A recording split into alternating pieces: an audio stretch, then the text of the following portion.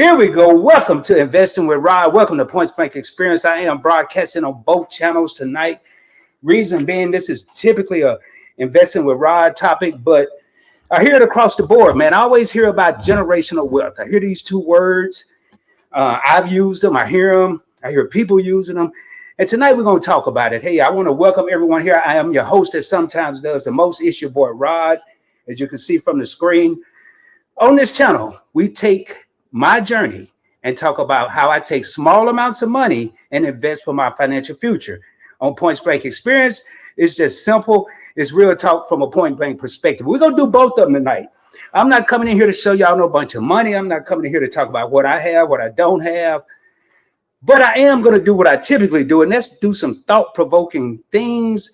We're going to talk about some stuff. I'm going to show you some ways. I'm going to tell you some ways. I'm going to talk about how to create generational wealth.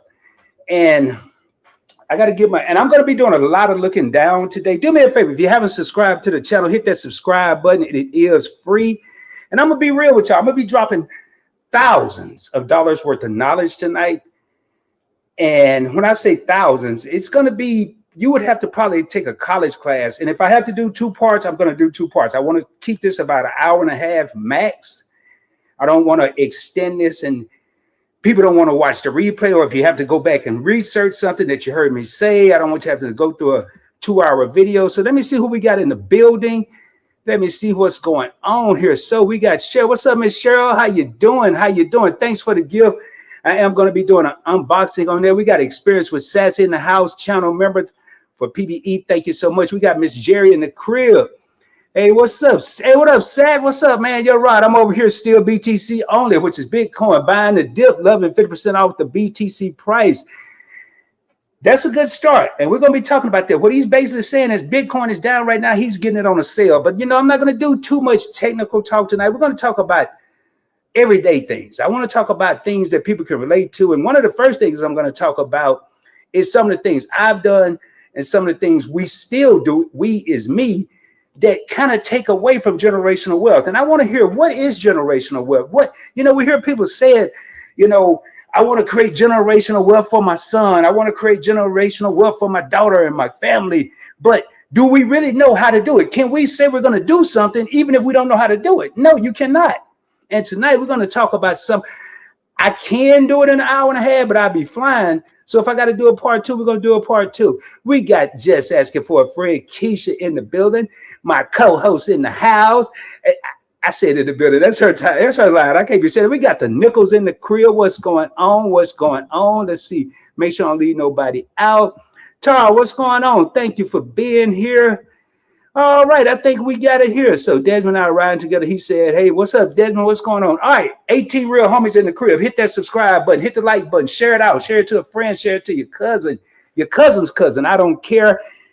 We need to talk about this, man, because I'm going to talk about the first thing that I see that takes away. We're going to talk about what takes away from generational wealth. You can't get somewhere if you come. I mean, if you're trying to build a sand castle on the beach, and then your son, your daughter, your little niece, nephew constantly taking a shovel, taking off sand as you're putting it on, you ain't getting nowhere. And that's what happens. We're talking about building generational wealth, but what are we doing to keep that foundation? You have to have when you build a house, you have a foundation. That's the way I learned it when I got my degree. You have to have a foundation. So what are some of the things that we do to take away from generational wealth? The first thing I did, and still have the capability of doing, is we spend money before we get it. Let's just say we're expecting a bonus. We're expecting a check. And notice I didn't say taxes. Everybody always want to talk about taxes. It's not about the taxes. We have, hey, if you don't want generational wealth, okay, good. If you don't want it, you don't want it, man. I'm looking at the comments over here. Let me take this comment down while I'm thinking about it. So, and I will be ignoring any people on the side that just talk about nothing. And I will be knocking them out of here quick as I can see them. So I used to take money and spend it before I got it. If I got a bonus, man, okay, I want this watch. I want this shirt. I want these pair of shoes. How can you build? How can you add when you're constantly subtracting? Let's talk about that. If you're constantly taking away, how are you adding to the pile? You're not doing it. So, okay, then let's just say we go somewhere And Tanya and I just talked about this on Live and Direct. And we spend money that we know we don't have to spend. I haven't even looked at my notes yet. I'm just thinking about stuff I've done off the cuff. You know, I go on a vacation and then we pull out a credit card, or we dip into the electric bill, or we dig into this, that, and the third. And it's money that we don't even have to spend. And we're spending it now, but we got to make up for it later. Well, how are we ever going to build? And in addition to all this subtracting and all that, tonight, I'm going to tell y'all some brokerage firms, what I call income-friendly brokerages, like your Robinhood, your Fidelity, your Webull. I'm gonna tell you how much you need. It's a lot that I have to pack in this hour and a half that I want to do. So let me get in my notes here real quick. And again, if this is your first time here, do your boy a favor, hit that subscribe button. Let me know you're in the house. Okay, let me see which one of these. I guess I'll go to this one. All right, here we go. All right, so now we talk about generational wealth, but I'm gonna tell you some things that take away from us obtaining generational wealth. Is we sometimes put ourselves in a bad position, whether you believe in karma, bad luck, whatever you believe in, it happens. Now, if we got it, how many times have we run into a situation we don't want to help someone, so we don't help them? We choose not to help them because it's taking money out of our pocket or out of our whatever we want to do. But what are we doing with this? So I'm going to propose a question. I see the comments kind of light right now. I got to get y'all in here to get active, man. What are we going to do if you get a bonus right now? Let's be honest. What do you do with your money when you get what they call extra money? See, there is no extra money in the world of Rod. All my money got a job, and we're going to talk about that. Employ your money. Give your money a job. A job ain't going to the mall and spending it. A job is where can you put your money to make more money without you having to do anything. That's how you build generational wealth. You don't sit up here and, oh man, I'm going to go get this. I'm going to go, every time I get $1, I'm going to go spend $2. Every time I get $1, I'm going to spend 75 cents. That's cool if you go invest the other 25 cents or half of that. All right, so what about, have we ever not helped someone else because they may get ahead of us? If I help them, they may make the right move because I don't want to make the right move. And they say, I know they've surpassed me. Man, it happens all the time. So one of the things I want to do right now is I'm going to talk about employing your money. How do you employ your money? The first knowledge, the first thing with generational wealth is you have to put money up and not touch it. If you got $500, what you call extra money, and you put $400 in the bank, but you know you're going back next week to take $350 out, why not just keep the $350? I tell people all the time, put what you put up, what you can afford to put up, and leave there. Don't go put some money up with the intention knowing you got to go back and get it. Why not just keep that out anyway?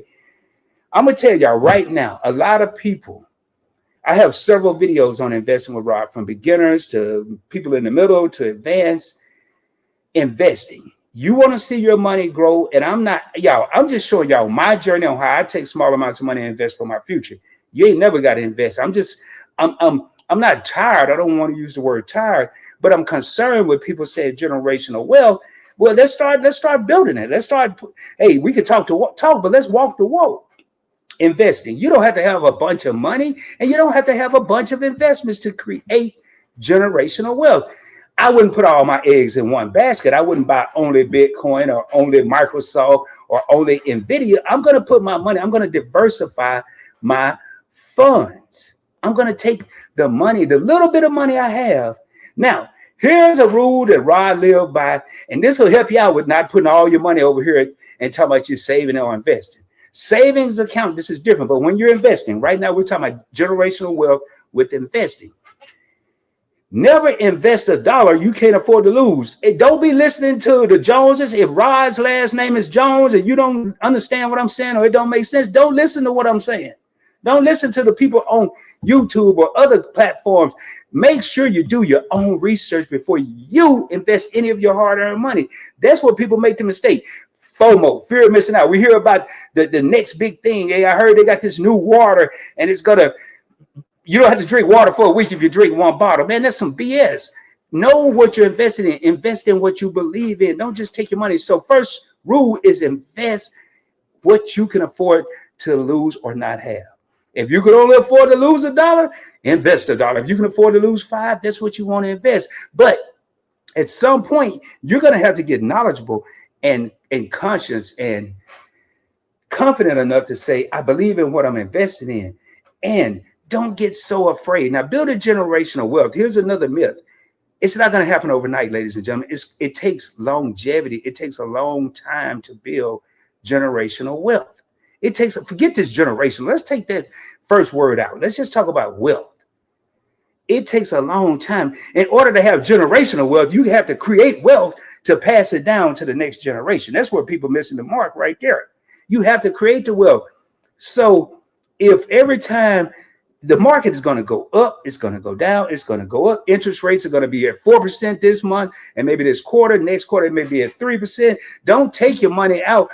What I do now, if I lose X amount of percentage of my money, then I may make some moves, but I know the market is going to fluctuate. That's why I look at what has the stock done in the last 5 years, 10 years. Next thing I'm going to move to, we got investing. You want to free up some extra money? I'm going to tell you, you don't need no raise at your job. You ain't got to go get no side hustle. If you want to get some extra money, eliminate some of your debt. Tell yourself no. Leave the credit cards at home. Don't go cut them up in case you have an emergency, but leave the credit cards at home. Learn to tell yourself no. You're in the store, the online or wherever, and your mind is telling you yes, but your pockets is telling you no. I know y'all know where that come from. I ain't gonna say his name. But if your mind is telling you yes, but your pocket is telling you no, listen to your pockets. You don't need everything you see.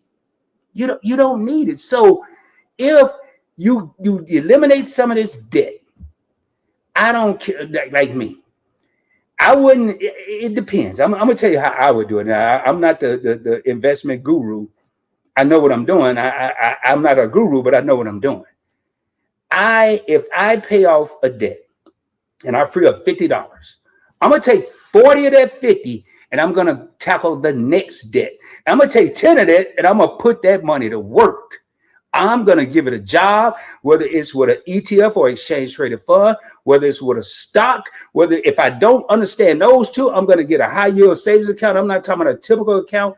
You want to get some money back and you don't understand investing, get a high yield savings account. If it doesn't have a building, it's probably going to pay you a higher percentage. Your Ally, Goldman Sachs, Capital One, Discover. You ever see the Discover building? Unless it's a big old skyscraper, I'm talking about a regular bank. If you see a regular bank that you could walk into and do transactions, they're probably not going to give you a lot of interest because they have to pay for the overhead of running the building.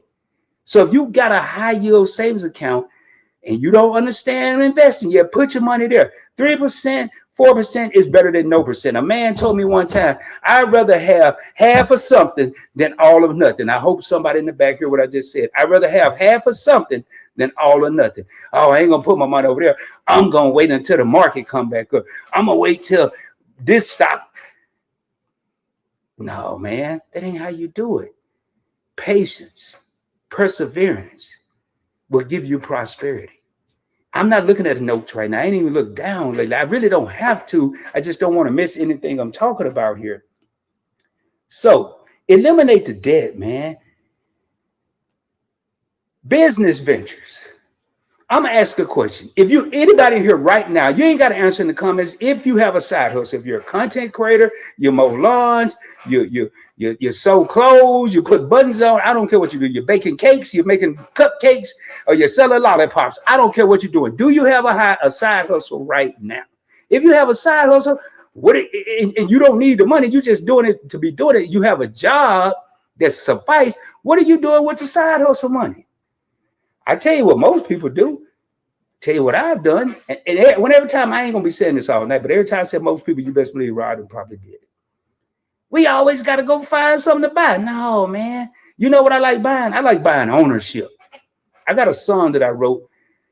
When they was over there hustling, I was in the back breaking down ownership. I was trying to figure out how could I own the business that I was standing in while everybody else was in there kicking it when I was back in Arkansas.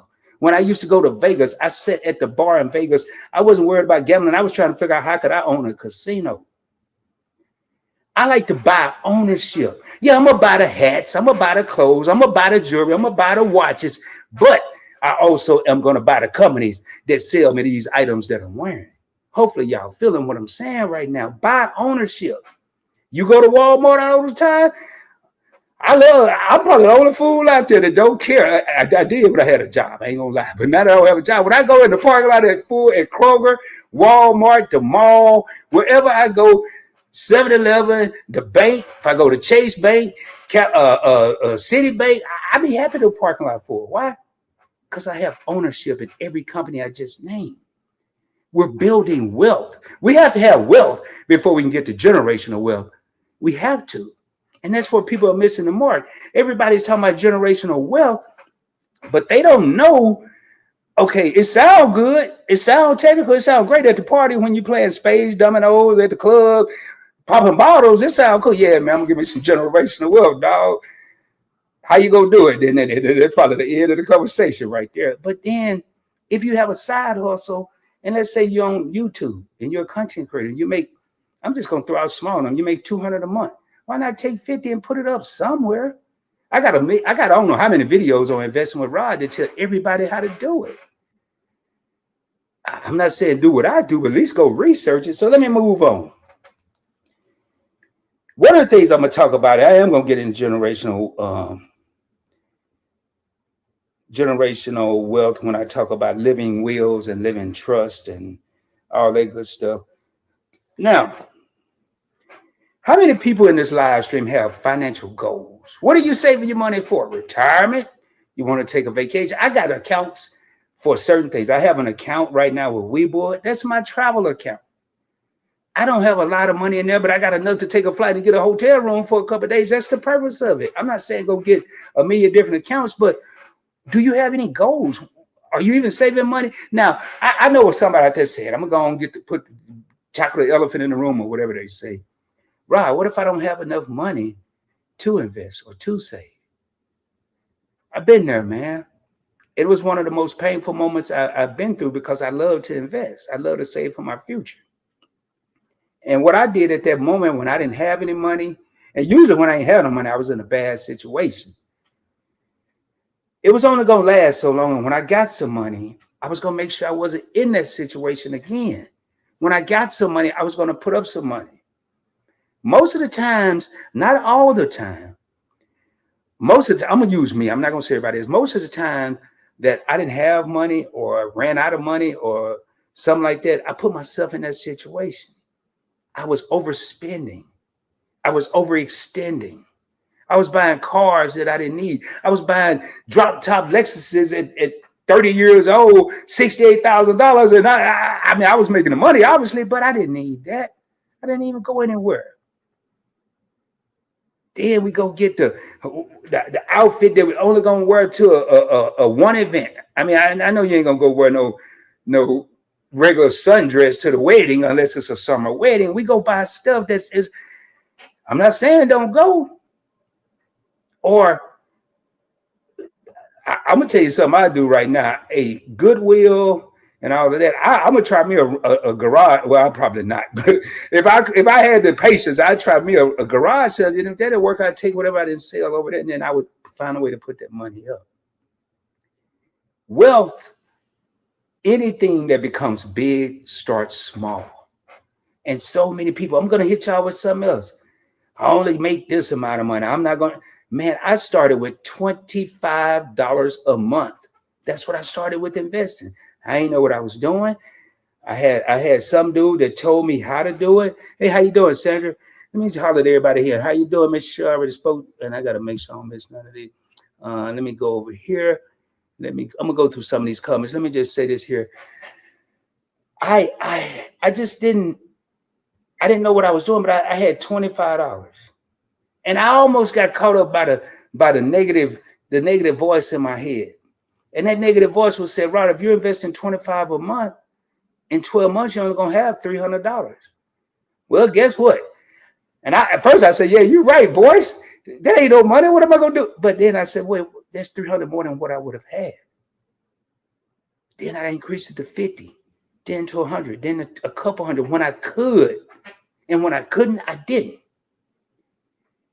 I'm gonna say this right now, and I want y'all to think about this. I'm gonna say it, and I'm gonna put all this stuff in writing. I'm probably gonna, I don't know, I'll probably put a link on my community tab on Investing with Rod and Points Bank Experience so people can go back. I'm gonna draft all this up so you can see it, because I know I'm throwing a lot at you. But right now, I'm gonna use Robinhood. Every one of my videos that I do, a pre-recorded video, I use Robinhood. Why? It is zero a minimum to transfer the money. So if you only got $1, you can transfer $1. I'll show y'all here in a minute. If you only have $1 in your account to invest, you can invest $1.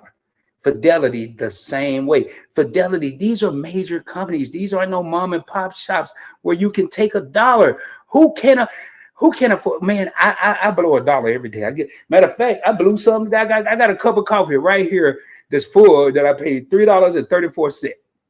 I ain't even drinking. So I could have took these $3 and invested it. That's how I think. But that's the mind of an investor. That's another thing, you know, capitalizing.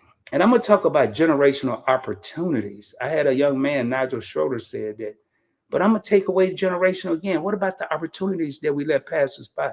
The opportunities where we come up with reasons, and I'm gonna say what Rod did. Rod came up with excuses why he couldn't invest, why he couldn't save, but he found a way to do all this other frivolous stuff.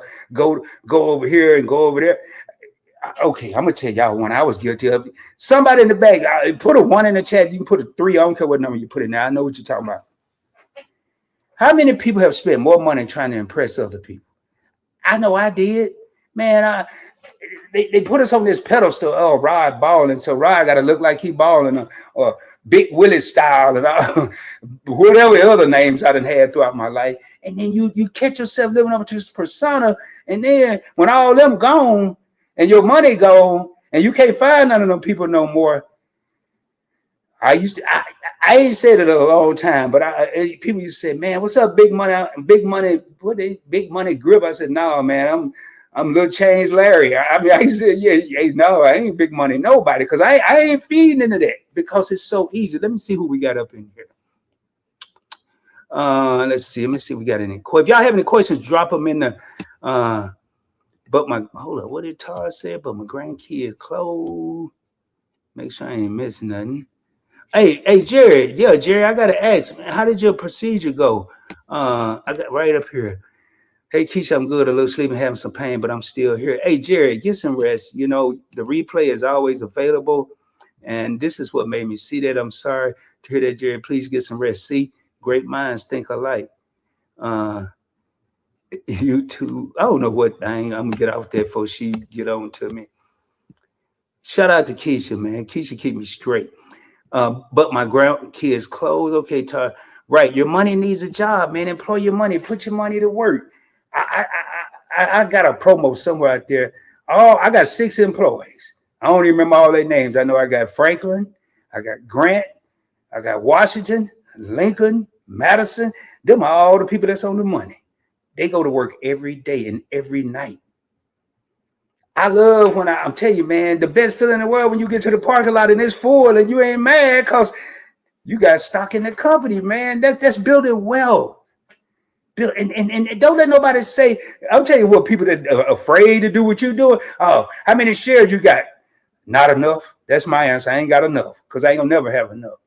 But oh man, you only got 1 share. That ain't nothing, but then they ain't got none. Man, don't let people talk you out of your dreams. I'll tell you, it happens all the time. About my grandkids' clothes, crab in the barrel mentality. Cheryl said, like that, employ your money. Yeah, this could be a game changer for me. Yes, man.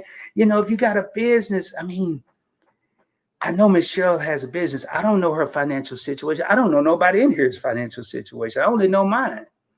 And I'm telling you, I don't care if I got an extra $1. I'm putting 50 cents of it up.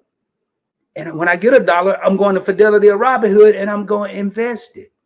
These big companies that you don't think you can be a part of, Charles Schwab, Fidelity, Robinhood, and whoever else out there. Man, I ain't never think I could have an account at Goldman Sachs.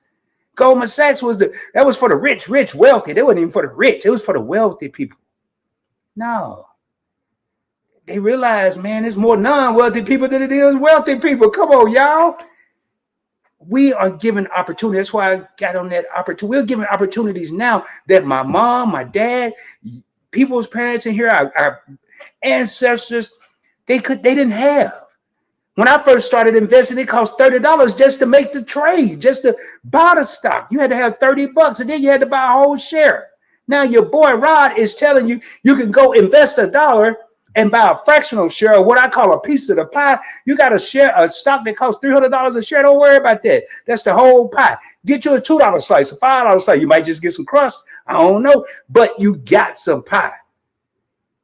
I can't is not in my vocabulary when it comes to financing and building for my financial future. I used to want to be rich. I don't care about that. I used to want to be wealthy. I don't care about that. I want to be financially free, meaning I can come and go as I please. I can go out there if I choose to. I ain't gonna do it and buy whatever I want.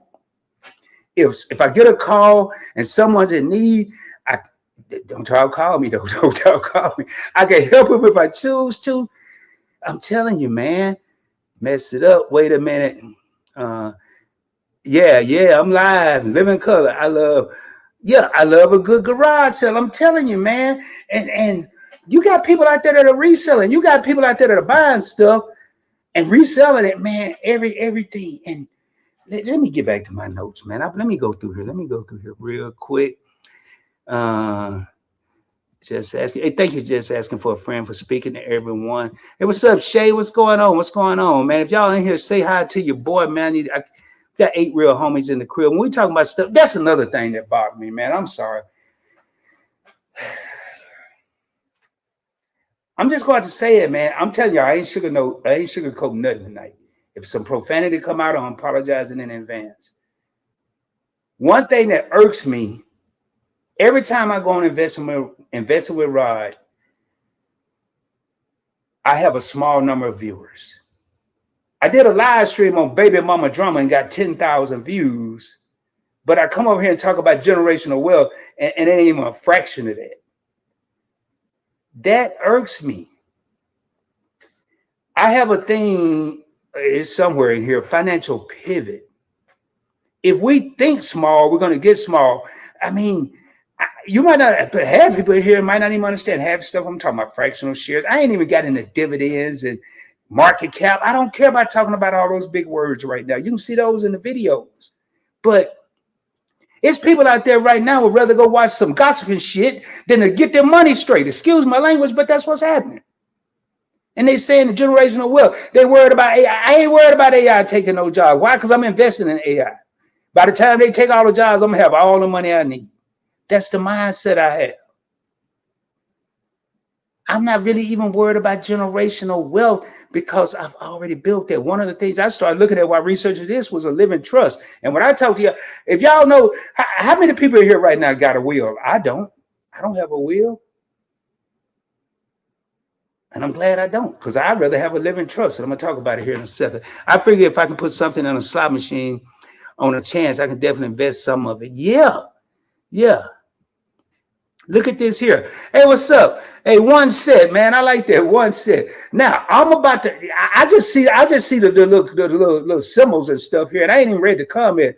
34 years old by SMH. Y'all, this is when you become a master of your craft. I'm gonna read all these little symbols. I'm gonna tell you exactly what they are.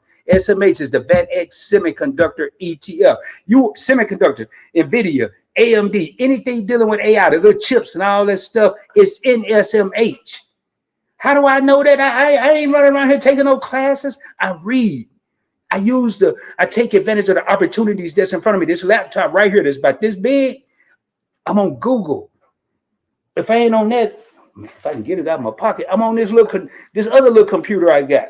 Everybody else running around here texting and Instagramming. No, I do Google, man. I don't even know what version I got. This might be an iPhone 2. I don't know. VOO, S&P 500. That is the Vanguard S&P 500. It invests in the top 500 companies in America, 506 or 508 to be exact. NASDAQ 100, QQQ. QQQ or QQQM. It invests in the top 100 companies. Oh, well, it's probably 121, something like that. On NASDAQ, growth companies. Every one of these I have investments in. If I can do it, anybody out here can do it. And you can have $3 right now and get $1 in one, $1 in another, and $1 in another. I'm not telling you what to do. I'm just saying what you can do. $5 to $10 a day. Slow and streaky, my shares are adding up. Hey, do me a favor. If you haven't done so, subscribe to the channel. Hit that subscribe button. That's all I'm saying. Sandra said, bring it, Rod. Hey, what's up, Susanna? Thank you for being here. Says, hi, everyone. Y'all share this out, man. Let's get more people in here. I do. Just asking for a friend, and I did a budgeting live stream. It was off the chain, man. I learned some stuff from her. That's another thing, man. I got a degree in finance. I got a channel on finance. That don't mean I can't learn more. It's some things out there I'm not doing. If you want to build wealth, I'm telling you want to build wealth, it's two things you need to do right off the bat, starting tomorrow. Well, 3. Open your eyes, close your mouth, and open your ears. Open, close, open. Open your eyes and read. Close your mouth, do less talking. Open your ears and do more listening. I guarantee you'll be amazed at what you can learn. And don't think you know everything. Since we got it up here, I'm going to talk about a living trust. Let's say you have a 401k, and I ain't wishing no bad luck on nobody. I'm kind of jumping around here, but I'm going to type all this stuff up so you can kind of go in the order I have it here. But you have a 401k. God forbid, we're going to use, I don't know, Charlie. Ain't nobody here named Charlie, is it? Hopefully not.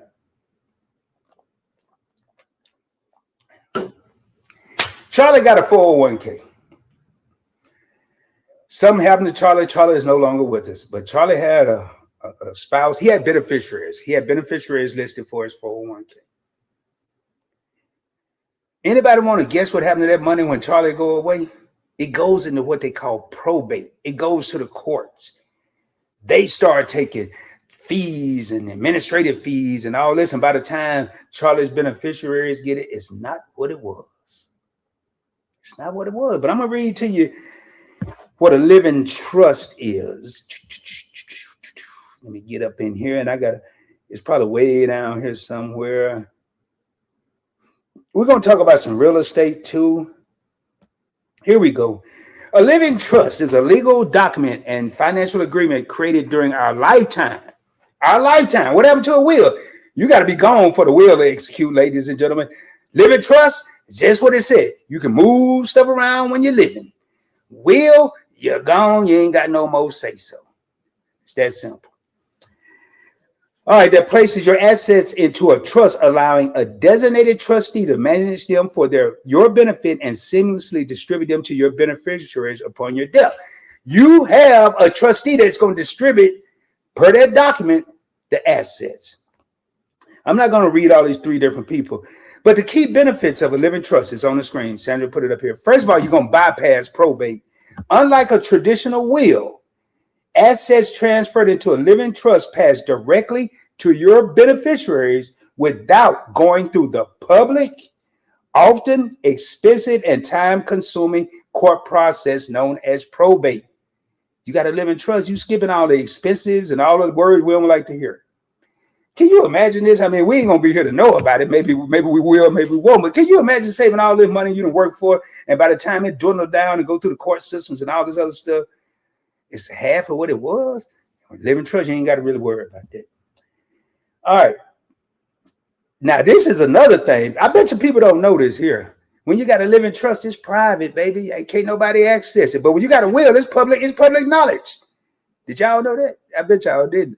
I ain't gonna lie, I didn't know it before today either. So you got a will, everybody. Now, they might not know what all you got in there, but they'll know you have a will. But if you have a living trust, it's private. Ain't nobody knowing nothing but the trustee and the beneficiaries. So you can dictate when and how your beneficiaries receive their inheritance, distributing funds and installments to younger beneficiaries. Let's say one of the beneficiaries is 16. Well, you might not want to give $1 million or $1 million to a 16-year-old. You may want to say when you get 20, now, what I like about these living trusts, you have 2 types. You have revocable and you have irrevocable. Now, revocable, I'm sorry I'm using these bigger words, but that's what they have here. The most common type is a revocable. As long as you are competent and in your right mind, you can change, modify, or completely dissolve the trust at any time. It becomes irrevocable upon your death. So obviously you can't change it if you ain't here to change it. But I'm just saying, y'all don't need to do that. But if somebody get mad at somebody in the family and you don't want them in there no more, usually a will, you got to go through a whole bunch of hoopla. Here you can just take them out. Irrevocable trust, living trust. Once established, you generally cannot change or remove assets from the trust without the beneficiary's permission. It is less flexible, but others benefits like protection from creditors or estate tax reductions. All right, now I'm gonna tell y'all, regardless of what you hear in this live, go and talk to a professional, an estate planning attorney.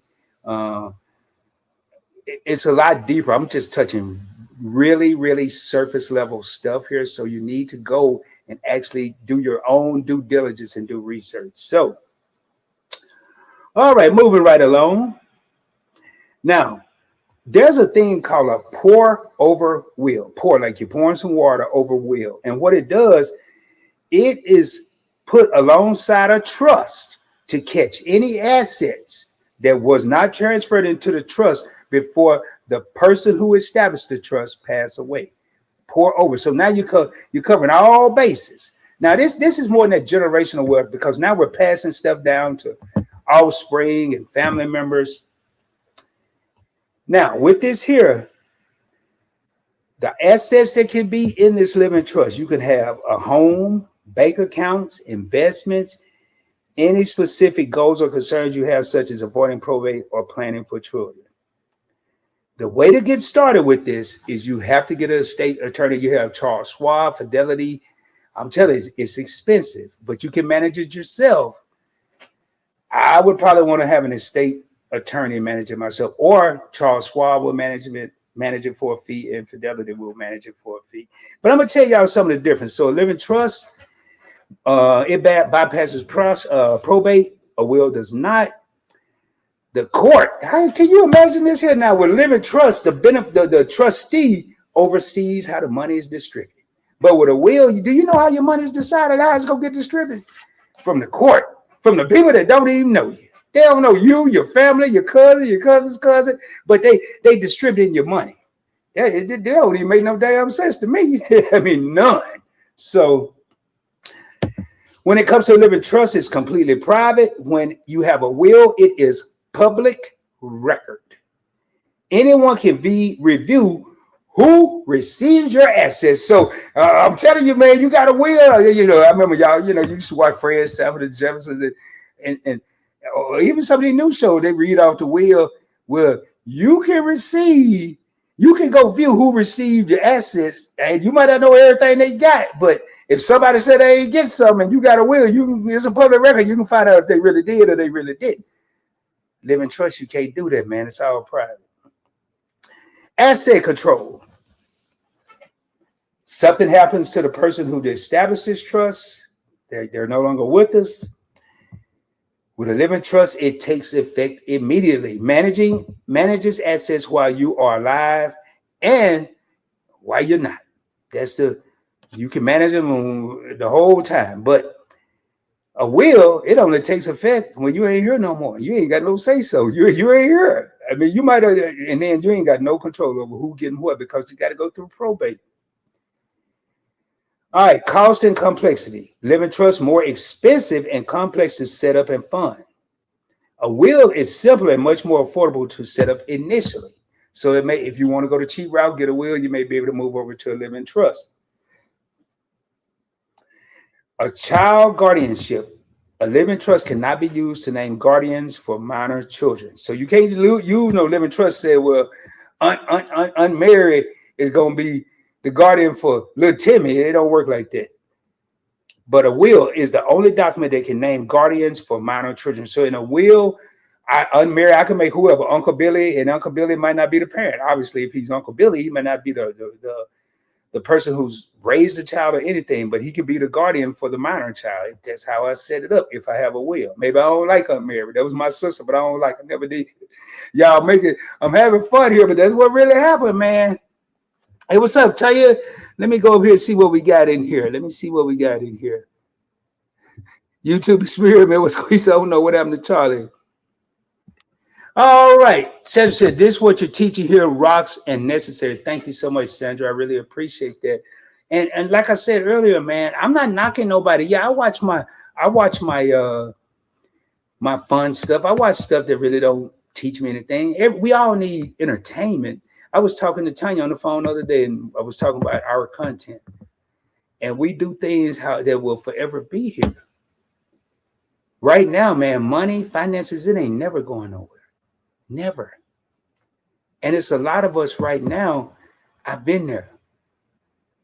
If something happened tomorrow, and I spent a good amount of my 20s living like this. If something happened when I was in my 20s, I'm one paycheck away from being homeless. Because I didn't make the necessary steps. I didn't take the opportunities that were in front of me. I didn't educate myself. You don't have, you got people right now doing it for you.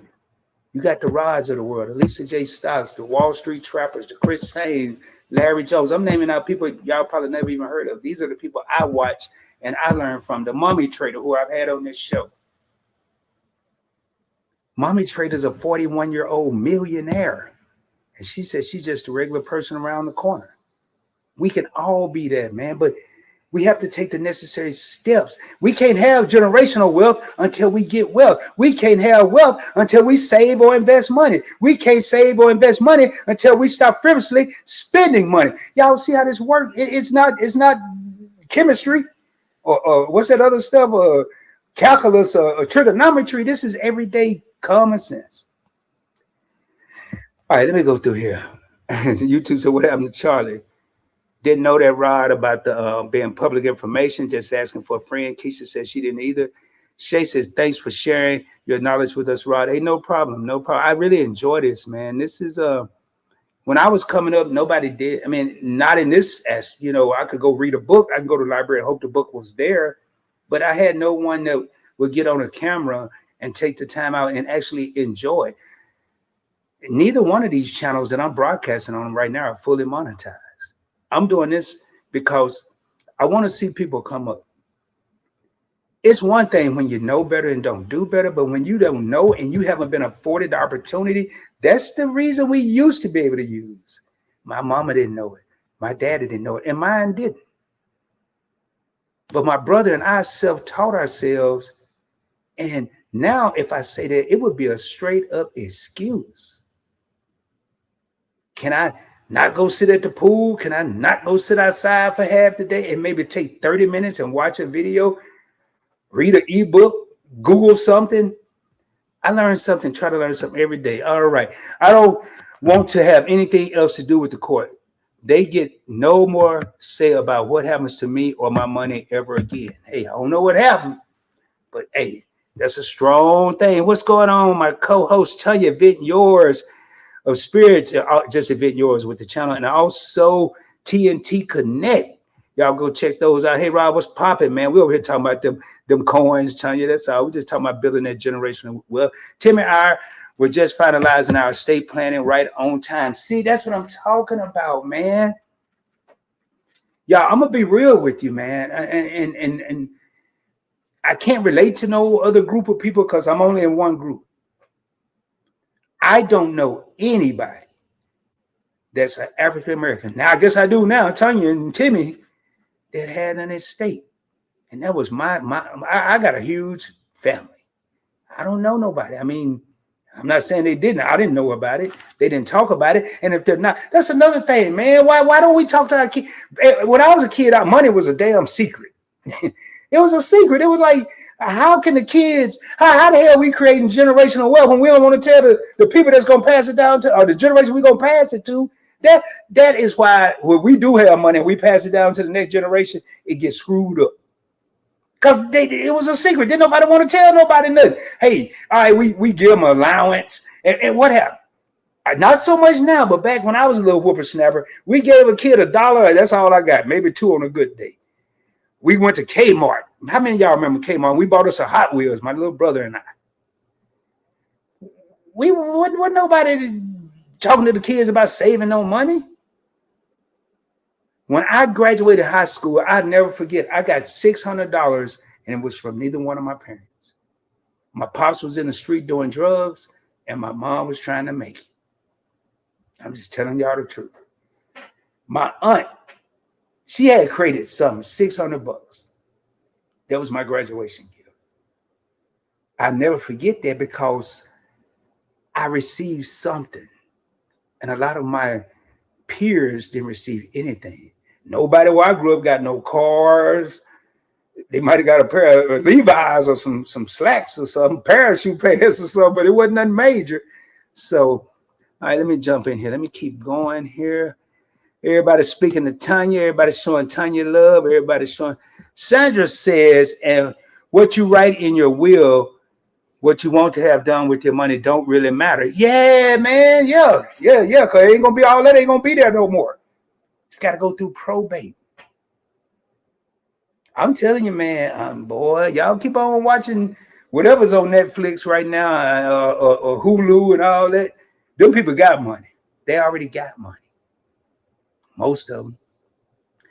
If you're passed away, people do whatever they want regardless of what was written or what was wrote. That's true. We ain't got no say so. Statistics. The choices I made caused the court to decide my fate. I won't have a will because of what you are saying right now, my friend. Wow. I had no idea, man. Shay said Kmart was my mom's favorite store over Walmart. All right. My first husband didn't know how to write a check. He worked and saved, but he had no knowledge of managing his money. Listen to what Tanya's saying. How many people right now go out there and bust their butts, man?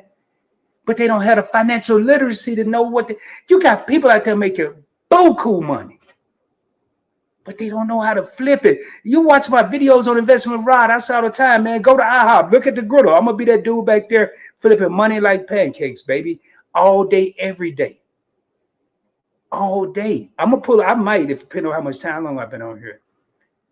I'm gonna pull up the account that I use on here is Robinhood. It's a play account just for the channel, Investing with Rod. But every stock you see in there is in my major brokerages, my Fidelity, my JP Morgan Chase, which is Chase. Yo, I got I ain't wealthy, I ain't nowhere near, but I have a JP Morgan wealth management account. They're managing my wealth, no matter how big or small. It's a lot of it's the mindset, man. A lot of it's the mindset. What up, Big Rick? I see you in the house. I can't say that's Keisha's word, in the building. 10 real homies in the crib. All right, let me jump back in here. So we talked about irrevocable trust, which you can't change, revocable trust. Now, this is the idea. I ain't saying this. This is what the experts say. I did some digging. When do you choose a will over a living trust? If you have minor children, these are when you may want to choose a will. A will essentially for legally designating a guardian for your kids. You can have a guardian with a will. You have a smaller estate. You don't have a major estate. I don't know if I even buy this, but I'm going to read it anyway. If you do not own real estate and your total assets are minimal, I do understand. Now, and I'm going to explain it to y'all. Probate may be short and inexpensive, making a will sufficient. The more you have, the longer the probate process going through the courts. The less you have, it ain't that much. First of all, I don't know why I go to no damn probate anyway. I don't care if you got a lot or a little. What they got to do with it? I mean, I got it on paper where I want my money to go. What is it? I can't even get the words out. Why is it there? But anyway, so if you got a smaller estate, it don't take the court that long to decide what they're going to do with your money. Or you want a simpler setup when wills are straightforward and cost-effective to draft compared to the detailed legal work required for a trust. I actually am part of a trust fund right now. And one of the things that motivated me, and hopefully I can motivate someone tonight, just listen at this story. My great-grandfather, I think I never got a chance to talk to him much because he was mean. But I think the last time I saw him, I was about 6. He has a trust fund. He left each of his kids. I'm sure he had a life insurance policy. I didn't think at first, but he left each of his kids $100,000 apiece. My great grandfather in Arkansas. You want to look it up, man? What, Elaine, Arkansas. Look up Elaine, Arkansas. ELA. I'm gonna put it in the comments. Look this up. Look up Elaine, Arkansas. See what happened there. It was equivalent to what they call the Black Wall Street. I want to say it was North Carolina. I watched the documentary. North Carolina. I can't remember if it was Wilmington, Elaine, Arkansas, and Tulsa was places that they did not want to exist because of the knowledge of the finance markets there. My great grandfather lived near Elaine, Arkansas. During the Great Depression, he accumulated enough assets. He left each of his 4 kids 60 acres of property apiece. 60 acres. Forget the mule. And they all got 20 more than they were supposed to get through his hard work and his efforts and his labor. He left each one of them $100,000 apiece in 1976. Calculate that to today's money, it's not $100,000. It passed down, and the one I'm under is my grandmother's name because that was his daughter. And between January and April, I get a check every year. And when I'm gone, my beneficiaries, which are my 2 daughters, they will split my portion. I'm not going to call it generational wealth, but it's a generational something. We got to start with something instead of settling for nothing. We may not get to generational wealth, but I tell that story 76, let me see, that's 50 years ago. I'm pretty quick with numbers. He passed in 76. 50 years later, I'm still talking about it. And it ain't really that much money to talk about. It's the thought and the principality behind it. Let's see what else we got in here. No, I ain't making it up. Tell you, man, don't make me share my screen. I ain't gonna do it right now because I got too much. But and now for real, look, Tanya always messing with me. Look it up. Look it up. Hey, I bet you Timmy maybe the heard of it, Tanya. All right.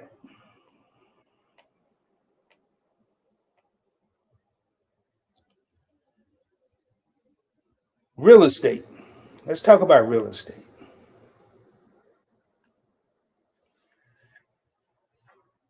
I remember, boy, this was one of the top 10 dumb things I've ever done in my life.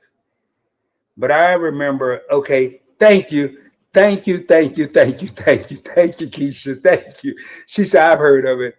One of the top 10 things I did in my life. Y'all, there's opportunity. Well, I'm gonna give y'all an example of an opportunity. Tara, I see your comment. I'm getting ready to read it. I'm going to put it up there. I forgot what year it was, but my younger brother called me and he said, hey man, Tanya, I guess I'm making this name up too. Hot Springs Village, Arkansas. Look it up. Look it up. I bought some property in Hot Springs Village because my brother said, man, all we trying to do, and listen to this, y'all, this is crazy. All we trying to do, if we get, Tanya got me laughing, y'all. Man, I'm sorry. I always try to think I'm just over here kidding, man. Do y'all have a Monique, Arkansas? What about a Jamie? No, they probably do, though. So my brother said, man, we buy this property. We can go play on this private golf course.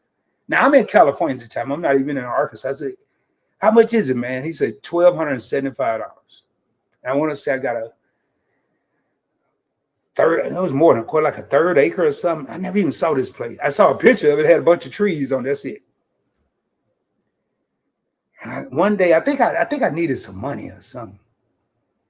But instead of going and getting a loan to suffice, I took the path of the 2 L's.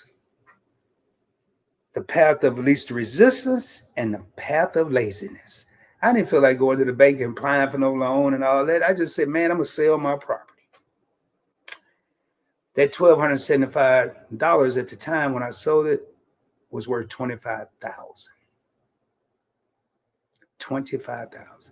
$23,000 in profit. Boy, I was happier than, ooh, boy, man, all my problems was gone. But what would that be worth today had I just took the time and the effort and the energy and go and get a loan and still have that property to pass down to my daughters, my grandkids.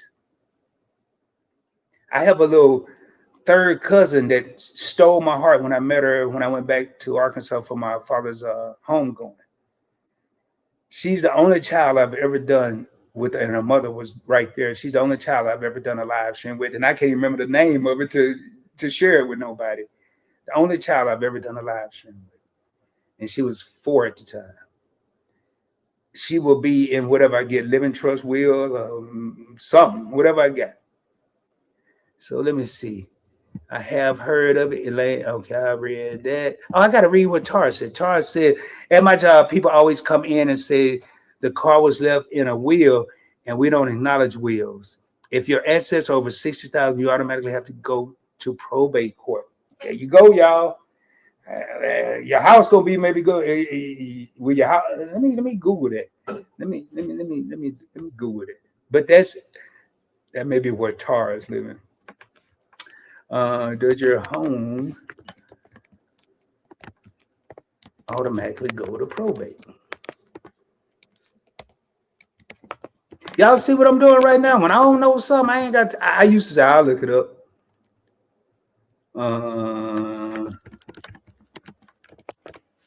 But I bet they be wondering, what is this dude doing over there? The stuff I be Googling, man. All right, here it is right here. Whether a home goes to probate depends entirely on how it is titled and your estate planning. If owned solely by you without designated beneficiaries, if you ain't got no designated beneficiary, I'm gonna tell y'all another story too. It generally does require probate. However, homes pass automatically to survivors and bypass probate if they are jointly owned with rights of ownership, placed in a living trust, or assigned a transfer on death deed, TODD. I'm gonna tell y'all something, man. Look. Okay, you work at the DMV. Okay, gotcha. Hey, what's up, homesteader Rachel? What up, Time? Hey, man, y'all, if you got a beneficiary at your job, just go review it. If you got any kind of 401k, 401b, thrift savings plan, whatever you got, stock accounts, brokerage accounts, look at you. Man, there was a lot of people in the Navy, boy. They had beneficiaries, and they ain't go check it, and something happened, and the person that was supposed to get the money, that thought they was getting the money, didn't get the money. It was somebody else. I forgot what just asked you for a friend called. Used to be or something like that. It was somebody of the past. So go check your stuff. Hey, what's going on? What's going on? I don't know, who is this here? CAI. Hey, what's going on? How you doing, man? How you doing? Thanks. Hey, Lisa, how you doing? Hey, Lisa, if you want to come up and talk about some of this, hey, I ain't putting you on the spot. Please stay. I'm just saying I am. And I had said, if you came in, if you wanted to come up, I would definitely drop the link. And all we're talking about, Lisa, and everybody is just save it. Like, I know because I watch Lisa J. Stock's channel. Let me pull her name up, then I'm going to come back to Time. I watched, so I know that she is teaching her daughter how to invest. And this goes back to what I was saying. Money shouldn't be a secret to our children. Let's talk to them about money. They're not teaching it in schools. I didn't care about no geometry and no trigonometry and algebra and A plus B equals Z and all. You know what I needed to know? Addition, multiplication, subtraction, division, and percentages. I'd have been cool right there. Now I ain't talking about English and all. I'm talking about in the math department. Point blank in chat, family. Respect and bless, stay blessed and balanced in life. All right. Let me see what Rachel said. You know what? My mom did. You titled her home in my name years after she passed. When she passed, there was nothing to do. You know what my mom did? She titled her home in my name years before she passed. When she passed, there was nothing to do. There you go. Okay. share it right here. Let me. I gotta get the link. Let me put it over here. And y'all, this wasn't this. Anything I do is not scripted. So I just dropped the link, Lisa. It should be coming up momentarily. Uh, and that's cool right there. And that's thinking ahead, man. That's thinking ahead. Everybody's speaking to each other. Yeah, I dropped the link. I dropped it. So whenever you're ready, just come on up. All right. Just asking for a friend. Keisha said one of the things that you can do is if you have a bank account, you can put a beneficiary on that bank account so that the money goes straight to whomever you want it to. Yes, but some bank accounts may go through probate too, Keisha. Um, just check with the bank, check with your local laws, because you know with this being a union, a lot of every state got probably different laws. So everybody's speaking. So, and here comes Lisa, and I'm gonna give her. Lisa, you ready? I think she's ready. Lisa, stay ready, man. What's going on, Lisa? Oh, we have a. I, Oh, you're hello. okay. Do you need me to mute or? Yeah, mute your YouTube. Now, don't mute you. Just your whatever device you're watching YouTube. You may have another tab open.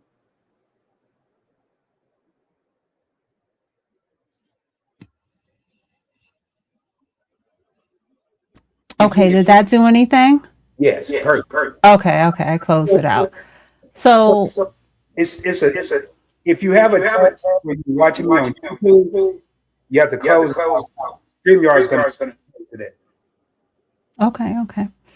So, what are we talking about? I just finished my live and I actually dropped your link at the end of my live. So, I said, if you all want to come over with me, I'm headed over here for more financial uh, discussion. And then you invited me up. Well, thanks for joining. I still hear a slight echo. Okay, I'm sorry. I might just have to mute every time I'm not talking. Yeah, if you're watching or playing it on YouTube, it's going to do that. No, I'm not. I'm not. Okay. Okay. Yeah, you might have Well, to. let me know if the quality's not good and you don't want me to be up right now because I don't know what else I could do. Okay, no, we got to have you up here. Just, I think we'll get to it. I don't hear it now. So, uh, yeah, see, someone has, and I don't have any other screens. But what we're basically talking about, Lisa, is just I titled it "Creating Generational Wealth," but what I want to focus on is creating wealth. And when you came in, I was kind of talking about teaching our children, talking to our children, not spending money on frivolous items, maybe investing, all the stuff we normally talk about. Not, if you invested $10 a day for how long? I did my VCI for 3 years and maybe 4 months. $10 a day for 3 years and 4 months. Yes, still. You know what, Lisa? What I would do is come out and come back in, just make sure everything's, and I'll drop the link again. So that way, just go out and come right back in and just make sure everything's shut down. And Lisa will be right back, y'all. She has a lot of knowledge to share. I'm going to drop the link so she can see it. Yeah, Miss Cheryl was here. I don't know if she's still here. And Rachel said, if nothing else, have a POD on your bank account. Hey, what's a POD, Rachel? I just want to make sure everyone knows. I know several PODs. So I want to make sure we're not saying the wrong things. So, and yeah, she knows how to do it. Appreciate it. She knows how to do it. It sounds like it's just she probably had YouTube on somewhere, maybe a phone or somewhere. She was watching the live. So she'll be back momentarily. But and when Lisa come back, I'm gonna talk about some of the places you can invest your money, because you have to start somewhere. We talk about high yield savings accounts. If you have, say, direct deposit going to a credit union or a typical bank like a Bank of America, Chase, Wells Fargo, wherever you got your money, a local credit union, you may want to look at, say, a Discover Bank. Who else do I have? PayPal. PayPal has a savings account.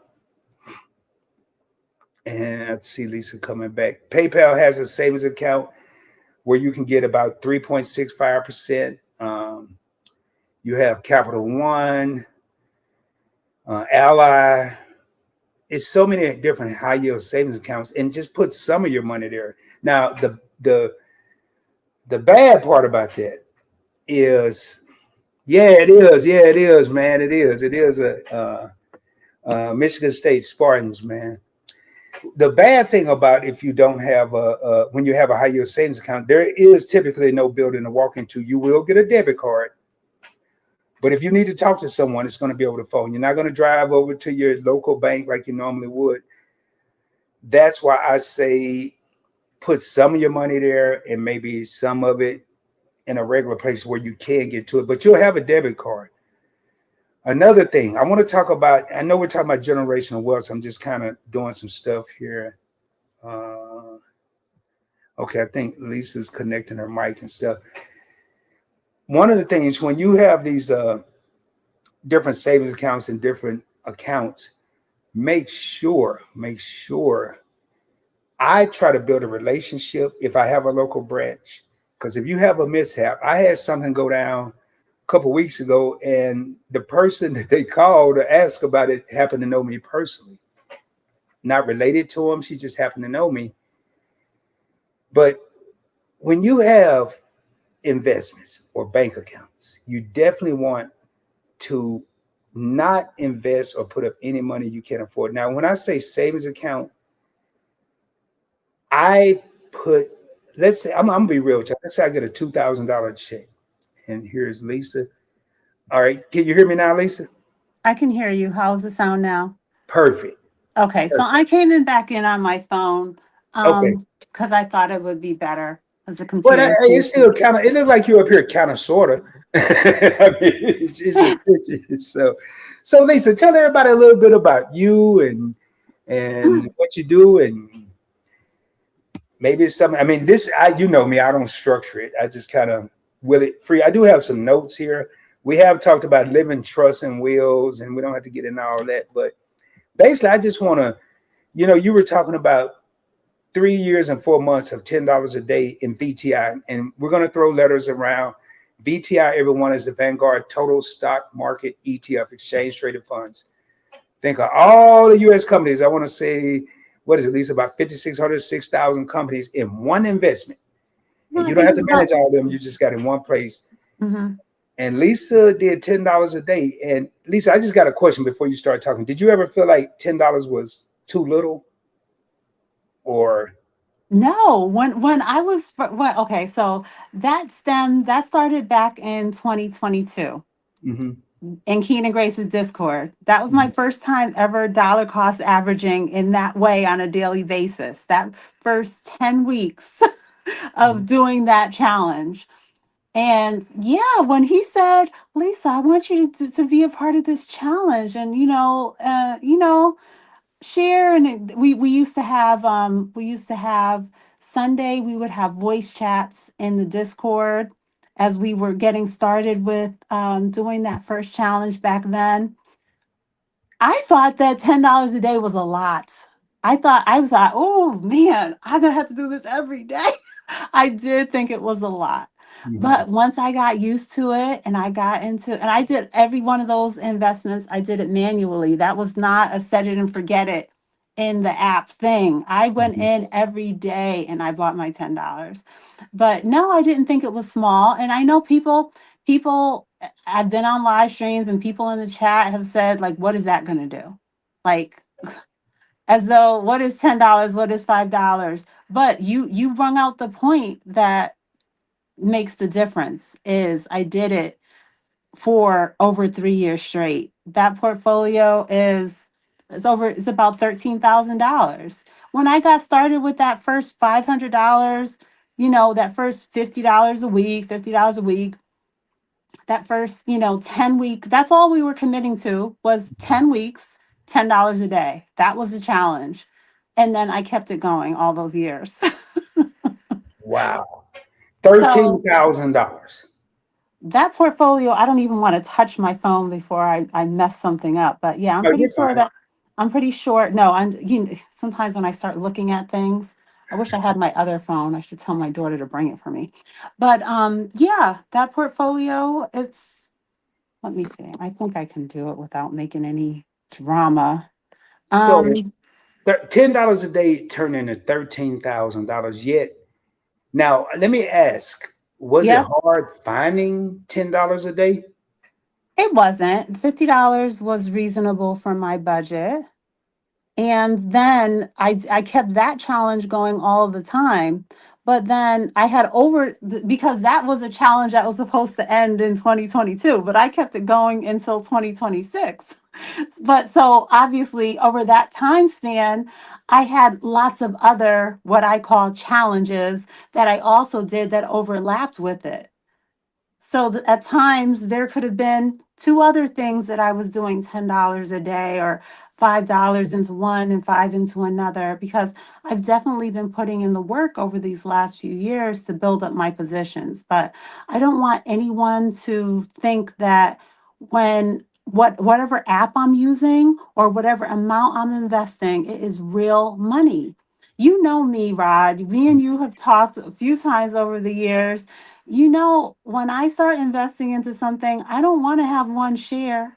I want to have at least, I was just talking about this on my live. It's going to depend on what the share price is, on how fast I can get there. But, I'm going to probably want 20 shares, 15 shares. I'm going to want it to be something substantial that I can really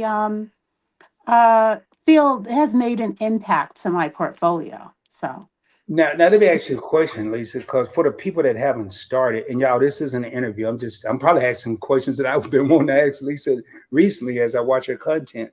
Um, when was it when you first started? Was it hard getting that first share, or when you got that first share? We know it could be difficult.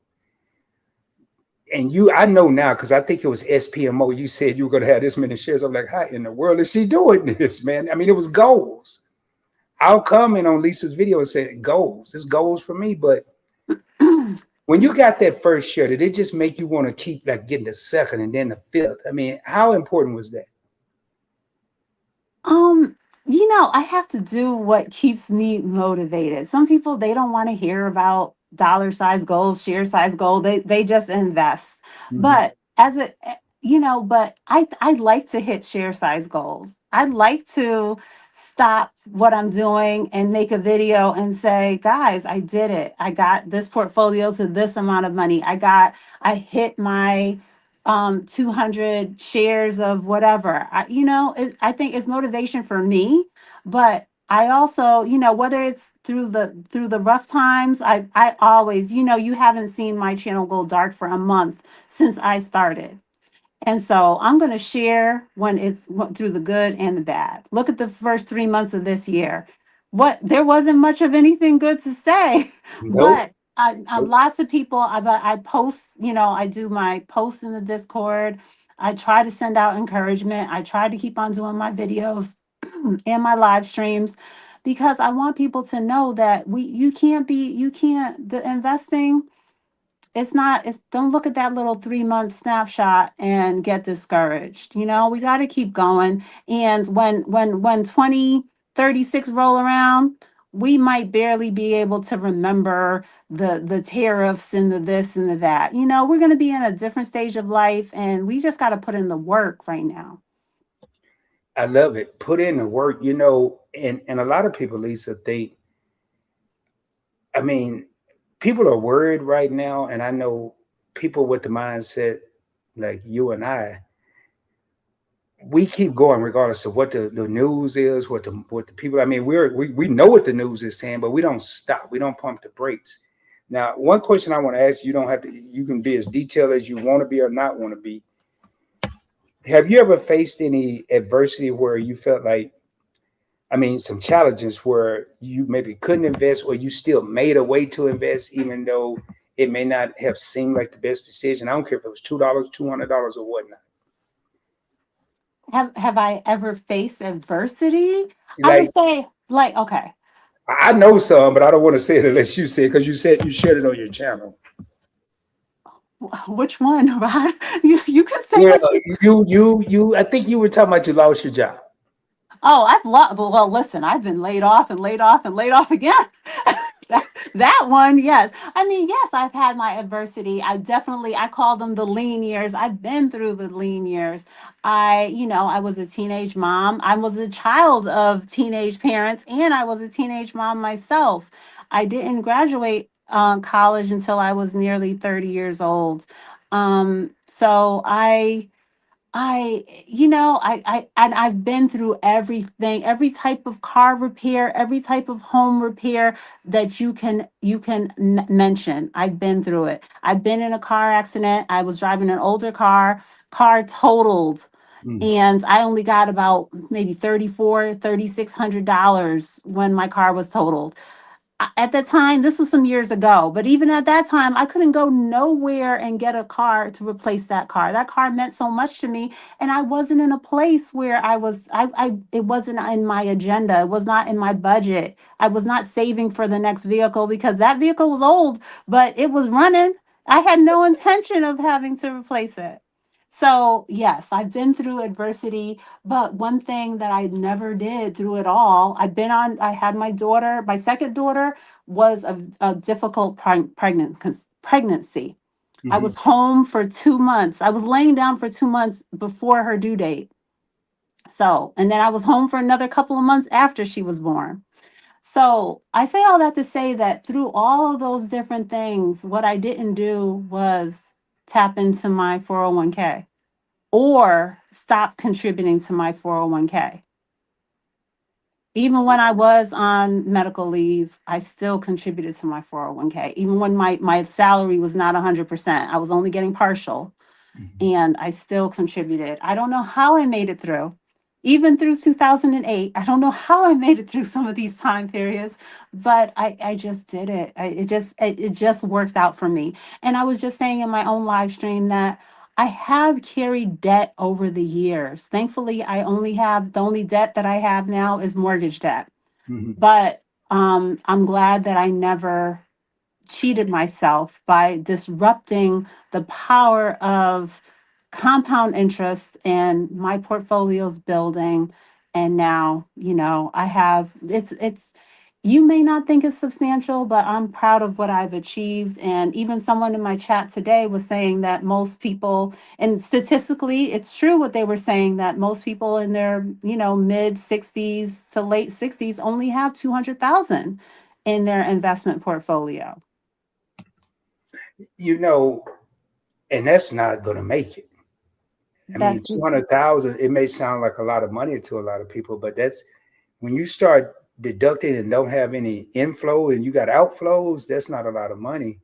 Uh, I'm going to read just asking for a friend Keisha's comment here, but I want to point out something Lisa said, and we've all faced this. No matter what she went through, she kept going, and she don't know how she made it, but the point of the matter is she made it. Sometimes we don't know how we're going to make it or how we made it. And I will tell you, I used to forget about this one investment. But because it's Lisa, not only is Lisa consistent with investing, she's consistent with her content. It was one investment, FXAIX, which is the Fidelity S&P 500 ETF or index fund. I Mhm. couldn't remember to keep. Now I got it down because I kept every time Lisa did a video, she had more and more money. Like, and she just talked about compound interest. She did not tap into her money.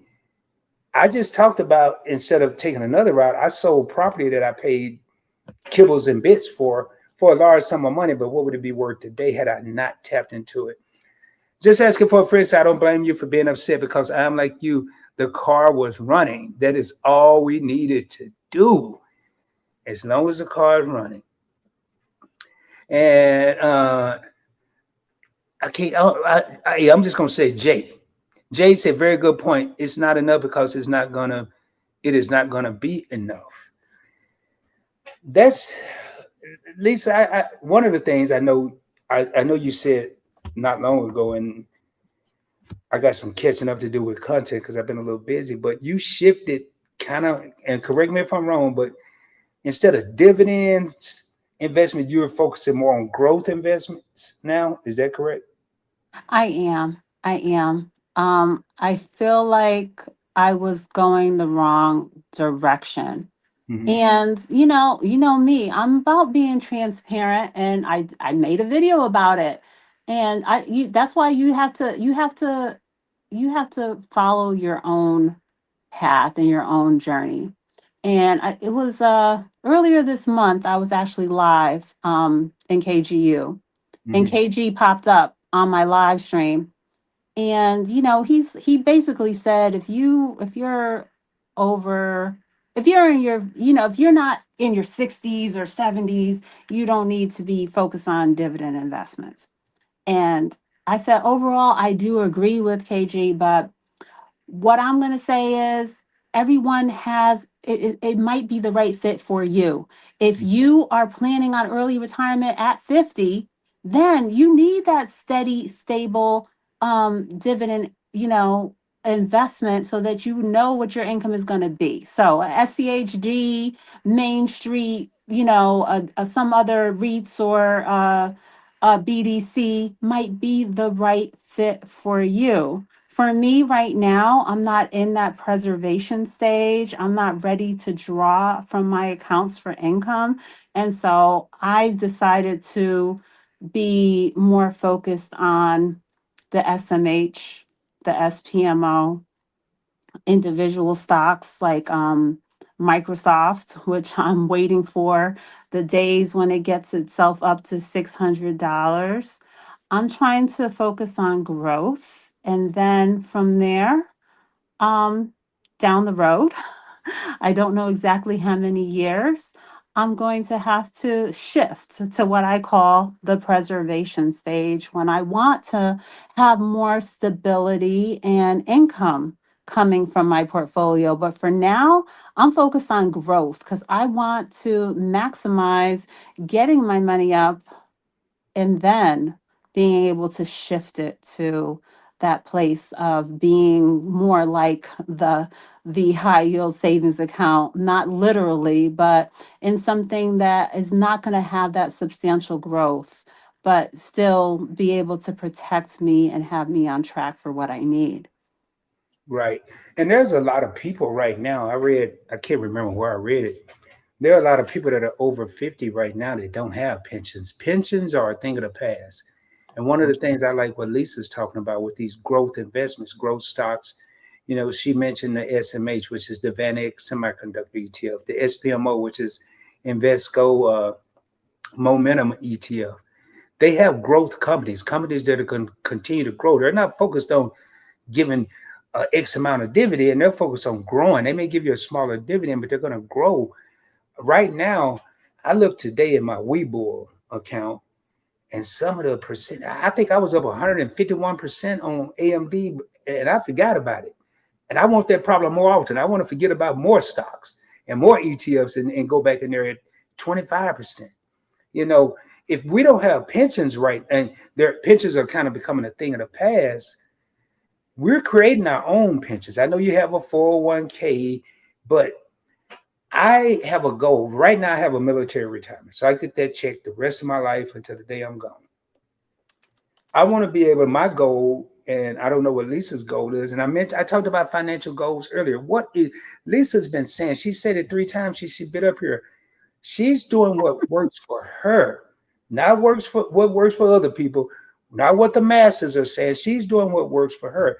What are your financial goals? My financial goal right now is to, will there be a SSI or Social Security when I get ready to for real retire? Maybe not. So I want to have me a account that I can take X amount of money per month for my living expenses. I already got my military retirement, and that goes up. I get a COLA increase, a cost of living allowance every year with that. But I think it's coming to a point now. We have to, and Lisa, give me your thoughts. We have to create these things for ourselves now. Is that a safe thing to say, Lisa, or would you say that we can just Yes. hope it happens? you know? No, I definitely agree with you. And I always put it like this. I feel there will be something. Everyone will get something because they want us to go out and vote no matter what administration is in there. They can't have us go to work for 30, 40, 50 years and then tell us you don't get anything. So there will be something. But I'm just like, the numbers that I'm seeing are just so insignificant.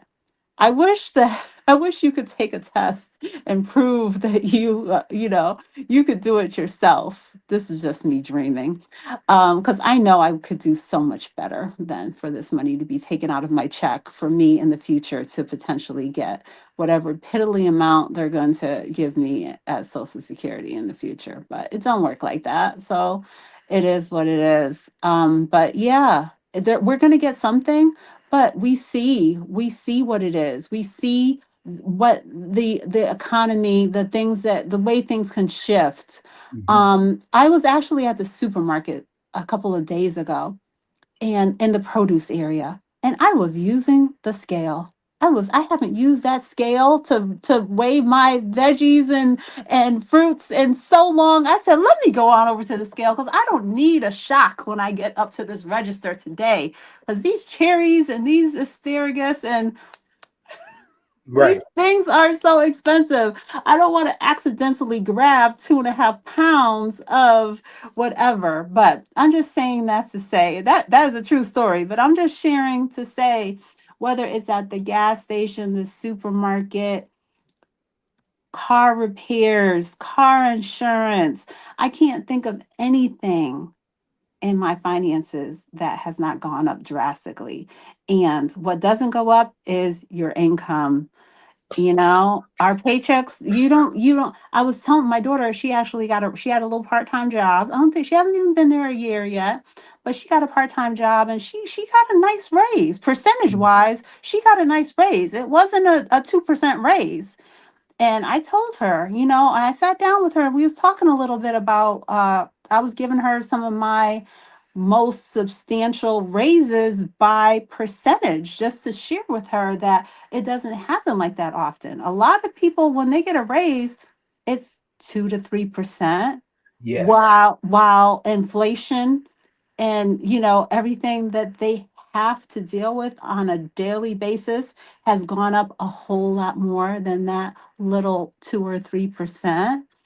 So you get what I'm saying, right, Ron? You're right, Lisa, because I did, I think it was Keisha and I did a show on the classroom where it was, I think inflation was up 3.8% or expected to be up 3.8% in Mm-hmm. 2026. And I used 2 to 2.5% as a raise increase. Mm-hmm. And I'm telling you right now, that's just an average, just 3 point. If you look at everything, like Lisa was just saying, gas, utilities, everything is going up.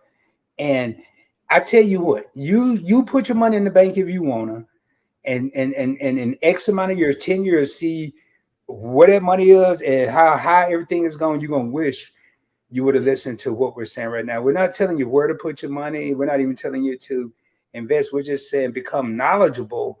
We show you our journeys. I show you my journey. Alicia show you her journey. It's up to y'all. Let me do this real quick. Hey Jerry, sweet dreams to you too. I'm gonna go to bed and we'll catch the replay. Thank you for being here. Please get some rest. I know you had that procedure today. Please get some rest and thank you for being a subscriber, a channel member, a viewer. You're everything. So thank you so much. But please get some rest and just catch the replay. Thank you. I saw what Keisha had put in there and then saw that. So sorry about that. But what we're telling y'all right now, I don't know. I'm older than Lisa, but man, there was no place when I was a younger 20-year-old where I could go and get this kind of information. I wish there was. Mm-hmm. I'd be so much farther along right now. I had to go to libraries. I had to read the newspapers and try to decipher stuff I didn't even understand. And then by the time I understood it, I didn't get my degree till I was 48, but I knew most of the stuff and I got a business degree with a minor in finance. But now you have people like Lisa live every Sunday. I'm not live on Investing with Rod every Sunday. You can go over there and she's talking about stuff that's you don't need a degree to understand what she's saying. You can go over there, understand it, and just say, hey, I may not try that, but I'm gonna try something. I'm gonna read and see what works for me. I'm gonna see what works for Bobby and Billy and Johnny and What works for Lisa may not work for you. What works for Rob may not work for you. But if you sitting around and you're not doing anything, you're doing yourself a disservice. You're not hurting Rob. You're not hurting Lisa. You're hurting yourself. So Sandra said, I am still here. I am listening so hard. There is no room for speaking, but listening. Wow. Mhm. Y'all, right now, man, I'm telling you, and it to hear Lisa's, and I knew what she had went through. I just didn't want to say it, but I knew she had. I want to say it was the end of last year, Lisa. You was like, I got laid off. I got, but she never I, talked about stop investing.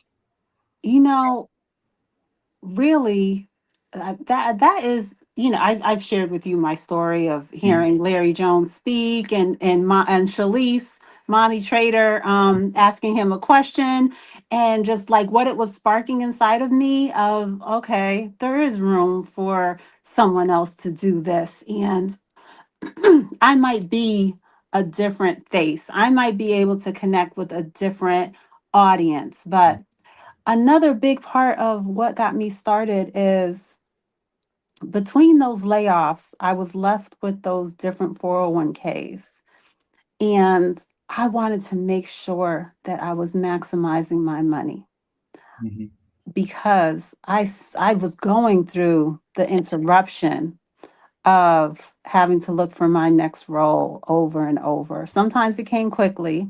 One time I was in my next role within 2 months, but sometimes it was more substantial. There was a year when I took on a contract role for a whole year, um, before getting into a full time opportunity. But the thing is that wanting to make sure, but having to go through those little time periods of not being in my regular corporate job, contributing to my 401k in the same way that I usually would, um, it really made me want to focus on gaining my knowledge in order to maximize those accounts. And one of the accounts is that from my very first job, because I don't combine my retirement accounts. I have several accounts over at Fidelity. Mhm. But the one that you mentioned already today, that I have the largest 750 shares of FXAIX, is that's from job number one, that I was left off at empowerment. And I said, I can't. I spent so much time online and on the phone with them, and I could not find any fund that was to my standard. Once I had standards that Mhm. was at hitting, was I felt like everything was over there was high fees and underperforming. So I had to leave and go over to Fidelity. And I discovered that FXAIX. and, And didn't look back, and huh? I kept on dollar cost averaging into that funds until, I felt like, okay, Lisa, all right now, just like with the VTI, the daily VTI, it's trauma that led to these investments.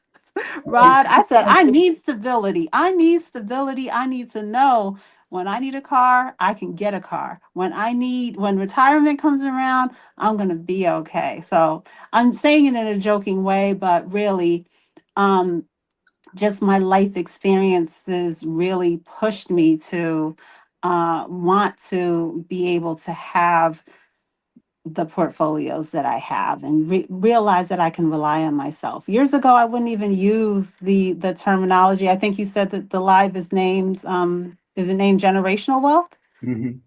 I used to not use that term. Me When I either. first started out, I didn't use that term of generational wealth. I used to say to myself and to other people every once in a while, listen, I got to slow down. I need to create wealth for me before I can think about the next generations. I've gotten there now, but You were live, Lisa. You were live. I said that exact sentiment. We can't have generational wealth until we have wealth. exactly. So you were live when I said that. I was like, man, forget about generational wealth. Let's start with wealth, and then we'll get to generational wealth. But one thing I want to share before I go any further, your favorite couple, I have them pulled up on the screen. They were in Spain and France this past weekend, and I want to take the time to thank Shelton and Key. They did a live stream while on vacation to push Points Blank Experience and to get the subscribers needed to hit 1,000 subscribers. It's easy for me to text him and say thanks, call him and say thanks, but no one really knew. I didn't even know he was going to do it until he said, hey, check out this live. But I wanted to publicly thank those two, Shelton and Keith, from Your Favorite Couple in Spain, on vacation and a cruise, and they took the time out to go live to talk about Points Blank Experience. If that ain't support, I don't know what is, and I just have to give them a shout out. So I'm gonna tell y'all, hey, my Renaissance Grandma, I'm gonna tell y'all a mistake I made. Lisa, I've never shared this. We talked about opportunities earlier. When I first got into my 401k, this is a mistake a lot of people make. We go and we get a job and they default us to 3% coming out of your check, 3% withhold. At least that's what they did at my company. I wasn't making a lot of money then. Just started in the car business, had retired from the Navy. 3% was good enough for Rod.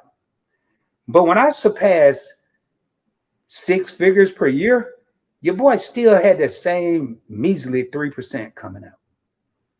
Biggest mistake I ever made. Now, I did eventually get up to 10 or 11% coming out of my check pre-tax for my 401k. When you get a raise, this is what I did. I'm not, y'all do what you want to do. If it was Rod and I was working for a company now, and I did do this, every time I got a raise, if my raise was 2% or 3%, 1%, every year, even if I didn't really get raised in the car business because it's commission, every year I increased my, whatever the max was, I got up to the max. I increased my percentage for deductions coming out from my 401k. I'm telling you, man, one of the best things, and I didn't even do it right. I didn't even do it right. I did it halfway right because I did it, but had I done it better, I never thought I'd be retired at 53. I'm 56, and I've been retired 3 years. And people, oh, you balling. I didn't have an inheritance. I just told y'all I got $600 when I graduated high school. That was it. I went to college on a Pell Grant, screwed it up. I joined the Navy, and I worked from the bottom up. That song started from the bottom, and we hear I should be in the video because that's what happened. Mm-hmm. I took advantage of opportunities. I got my degree paid for by the United States Navy. Still had enough money to go get my master's, but I didn't decide to. We have to take, I'm not telling nobody to go do this and do this and do that, but you have to take care of yourself. I remember a story Lisa told, and I'm just going to start the story and let her finish it because I can't remember it all, but I did it after I didn't know you could do it. This is what you'll learn when you watch other people. I think she said her daughter had a couple of dollars. Or she invested $1 in Fidelity. I didn't even know you could invest $1 with Fidelity. I had to go try it, but I couldn't wait for the next. Well, it was actually that night I saw it, and the next morning I did it. $1? We're saying we can't invest, and all it takes is $1. I mean, Lisa, I'm just going to ask a question. If it's too, I don't know if you've ever shared this part, and we don't care about ages, but how long has your daughter been investing? I don't care about how old she was and is, but how long has she been investing? I'd say maybe 8 years now. Between 6 to 8 years, I would say. And that's with a late start. That's with a late start because that she was, she was probably 9 or 10. Not a baby. I want somebody. I want somebody to come and ask for some help when the baby just got their Social Security card in the mail. I was actually on someone's live this morning, and he has a 2-year-old little girl, and he started in December of 2025, so about 6 months now. He gives his little girl $50 a month into her custodial account. Y'all, if we are going to talk about generational wealth, if we're going to talk the talk, let's walk the walk. Let's do it for the kids. Let's be for real about it. Here it is. So let me see. 40 years since I got that $600 from my aunt, and I'm still talking about it. I'm still talking about it. 50 years since my grandfather passed and his trust fund was executed and went to my grandmother, and now it's down to my brother and I, and it'll go to my daughters and his children. So look at the longevity. Imagine, I think I can't remember who I was, but uh, the look on a child's face, you could give them clothes and all this, but if you go hand them a piece of paper and they're knowledgeable enough and know not, hey, maybe if I keep this, it could turn into this. When they graduate high school, I don't care if you Uncle Rod, Cousin Rod, ain't even part of the family Rod, they're gonna remember you. I'm telling you, unless they lose their memory. So I'm gonna read this here. Hey, the employer is matching free money for the employees. Here's Tara said, this is what I do. I don't miss it. She increases her. If you get a raise that you never had, I mean, you take part of what you never had. How you gonna miss something you didn't have anyway? Mm-hmm. Lisa, please feel free to jump in. Let me just read this real quick because these long as I don't know what. Just imagine this: a 64-year-old person spent 2 decades in prison, only have worked 9 years, and one of those years on medical disability. What do you think they should financially be doing? Well, Lord, have mercy. Let me read that again. So, a 64-year-old person that spent 20 years in prison, worked 9 years, and one of those years on medical disability. What do you think they should financially be doing? Oh boy. God dang. I would still find a way to try to be investing. I mean, I don't know what answer you're looking for, Sandra. And boy, that's a hell of a life. But if they still here and they're able, and from what I got, what should they be doing? They worked for 9 years and one of those years on disability. I would still find a way if I could to invest.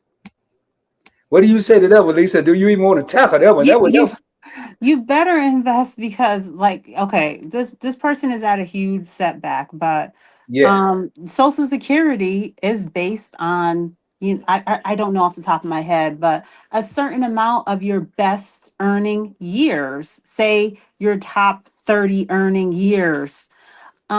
So with that, with someone who's been incarcerated or was for whatever reason, you weren't in the workforce, you got to realize that, or when you were in the workforce, you weren't a high income earner. That's why you need to take the time to go in and find out what is your Social Security looking like today. If you're close to retirement, you'll have less to have to project for the future, but don't think it's going to be thousands of dollars monthly, because it isn't. Most likely, especially if you have gaps in your employment, or for whatever reason were not contributing in that way because you were dealing with something else, incarceration or whatever it may be. Wow. I'm gonna go back up here because we had some comments. I just wanted to see what else. All right. Your young self has to take care of your old self, man. I'm gonna tell you something, boy. Man, Tara, you hit the nail on the head because the young Rod was a dummy. I ain't no other way to say it. Boy, I used to spend all the money. I'd be like, hey man, can't take it with me. How many times we heard that? I'm a ball till I fall. I ain't gonna stop till the casket drop. I said all that, everything. And I'm here to tell you right now, I wish my younger self was a little smarter because my older self would be thinking my older self ain't hurting, but I could be doing some more stuff if I would have just been a little smarter. So I like that. The maximum employee elective deferral limit for 401k is $24,500 for the 2026 tax year, up from $23,500 in 2025. That still does not stop you. And I thank you, Three Balls, for putting it out there. It doesn't stop you from investing on your own. Late start is an understatement, right? Yeah, I'd say that's a late start. They spent 20 years in prison. If a person can't contribute the max, Well, I got to learn more about trust fund. The answer is Sandra said is investing everything. And I don't know what Sandra's saying, but Lisa kind of alluded to it earlier. That scenario that Sandra gave us, that person is playing catch up. They're almost going to have to invest everything just to get where they would be because they missed out on 2 decades. Hmm. Lisa said a while ago, and I'm a little late on the freight train. How do you determine if SSI he take at the earliest or wait? I would take it at the earliest. That's just me. Because I just think, I mean, what are the benefits for taking it later? I mean, you got to look at You what go works. the percentage goes up. So you can between so 62 is the earliest you could take it, but you don't get full 100% until you get to 67. And then after 67, there are some slightly higher over 100% percentages, I think up until 70. So you're and once you tap into it, I think that's it. You know, it's set. So if you tap in at 85% of your social security, that's all you're ever going to receive. So if that's the right fit for you, then it's not a one size fit all thing. Did you say what you would do, Lisa? I mean, I don't know if you, I think you did. I'm thinking I'm going to I don't know. I'm not 100% sure. I'm thinking about it, but it's still a work in progress and process when it comes to, what the future may hold. But I'm thinking I might tap in at 62 and just take handle of trying to manage that money myself as I think that's opposed to what I'm going to do. waiting for the full at 67. um Here's my fear, Lisa. Let's say I don't take it at 62 and then I wait till 67, and that 5 years or 5.5 or 5.5 years, they change the rules on your boy. mhm. I'm taking it at the earliest possible, and I feel like I have enough competence to work my money. Yes, yes. That's And that. it may not be literally at 62, but maybe 64. Hopefully these ages don't go up any higher than 67 for full. But I'm not 100% sure on that yet. And I just wanted to touch on what you were talking about. I know we've talked about investing a dollar, investing $5, $10, but and I'm proud of whatever you can get invested, but a lot of what I've been able to build for myself is from much more substantial investments than that. So 15% is what Fidelity recommends, and that's between your contribution along with your employers if you're getting one. Mhm. So, think bigger, but there are places in my financial journey where I'm incorporating those smaller $10 or even less investments from time to time because I'm building a taxable brokerage account. I'm building a brokerage account with my daughter, and I even have one for my business. So I just have different things going on. So don't forget, don't think that the extents of our investing are just those small amounts. I'm gonna say, because I'm gonna get ready to close out. I didn't want this to go over 2 hours. Some of the people, when you go into department stores or Walmarts or grocery stores that are still working, they're bored. They. I'm retired for the most part, and I get bored very easily. Thankfully, I have YouTube and 17 other different things to do. But some of those people are working because they don't have a choice. Hmm. They didn't do what Tara said earlier. And let me go back up to it here. Uh, their young self, a lot of them that I'm seeing today may not have had the opportunity. And notice I keep using that word to even know or learn about investments. You can come into Rod's live or Rod's videos, or you can go to Lisa's lives, Lisa's videos. You don't have to say a word. What I would do is subscribe so you get the notifications and know when we're going to put more information out. And you may Mhm. just listen. You may not comment. You may just listen. But that's doing something. You have two individuals on the screen right now that aren't trying to sound super smart or super intelligent. We know the stuff, but we're doing this to just see people. Because, man, I'm telling you right now, ever since I was a little boy, it's just been getting worse and worse and worse and worse and worse. It hasn't gotten any better. It just keep getting worse. So Sandra said, thank God for investing. For the past 16 years, landing degree and landing employment at 100,000 per year, now remote, a remote side job and side business with very minimal bills. That person is me. When you say that person is you, Sandra, can you put what you mean that person is you? I'm pretty much feeling what you're saying, but I don't want to be wrong. I'm gonna read that again while you do that. If you're near your computer or your phone, thank God for investing for the past 16 years. Landing degree and landing employment at 100K per year, now remote, a remote side job and side business and very minimal bills. That person is me. And if I'm not mistaken, Cedric, correct me if I'm wrong. I'm gonna go back up here. I'm gonna pull up this comment. Correct me if I'm wrong, Sandra. Only because I listen very well. And she said in one of her lives, her age, or maybe one of my lives. I didn't know all that other stuff was going on.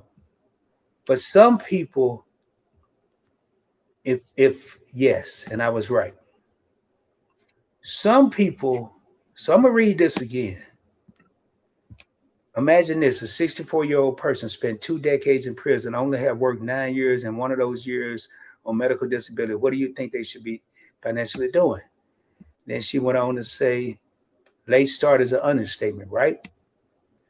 Then she said, the answer is investing everything. A lot of people would have judged this individual. A lot of individuals would have given up.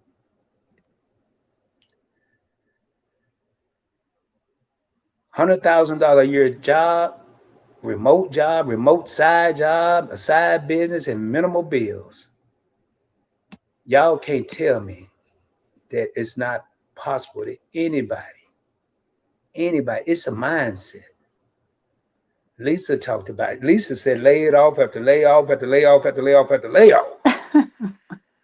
Rod was dead broke in 2010. I'm talking about, I'm gonna go to the old cliche. I ain't have a pot to piss in or a window to throw it out of. I had a closet full of clothes and $4 in the bank, and I had 3 days before payday. I had to make a choice of getting to work or eating. Actually, it was 2 days. We're all individuals that have faced adversity, but the difference is obviously Lisa's still here talking about it, Rod's still here talking about it, and Sandra's said, and these are just the people that are saying it. It's somebody else in this live stream that may be a story as well. And managing a what is that colostomy bag and YouTube channel? It ain't easy, but oh my goodness, boy, Sandra, I don't do this too often, but salute to you, cause man, Lisa, I'm gonna let you say what you gotta say, cause I'm getting ready to close this out on that note. You can't tell me, and when I say you, not Lisa, the people in this comments, the people watching replay, you cannot tell me it can't be done. You can't tell me. But I'm gonna say that for my closing statements. I'm gonna let Lisa say what she has to say, and I'm gonna probably close out. Before I say that, though, I do want to thank Lisa before she start. Thank her for coming up here. She just finished the live, and she came up on this live to share her knowledge. And for that, I am grateful and thankful. Don't just listen to Rod or listen to one person. Get other different perspectives on this stuff, please. I'm sorry, Lisa. Yeah, thank you, Rod. Yeah, we gotta think about. I don't want you to deprive yourself, but we gotta think about what's important. You touching on, the closet full of clothes, the shoes, the cars, the upgrading your lifestyle instead of just having that mindset of, I'm earning 80,000. live off of 70. I'm earning 90, live off of 70. I'm earning 100, live off of the same 70 instead of just keeping on upgrading and upgrading and upgrading. So there's these conversations can go on, but I appreciate you having me on, and I hope we can have some time to continue this because you know, we're real people with real stories that I really think can help. And everything that I share is to, like I said, to be transparent. I know it's not easy. I've been through it all. And it's a battle every day. And I'm going to keep on pushing.